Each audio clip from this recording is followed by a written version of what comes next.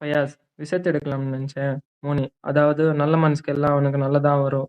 Mixed juice challenge பண்ணியிருக்காங்க. வாங்க video பார்க்கலாம். அண்ணன் பக்கமா இவன் ஃபயாஸ் பக்கமா? அண்ணன் கொஞ்சம் டேஞ்சரான ஆள், இவனும் டேஞ்சரான ஆள் தான். பார்த்து பண்ணு சொல்லுவேன்.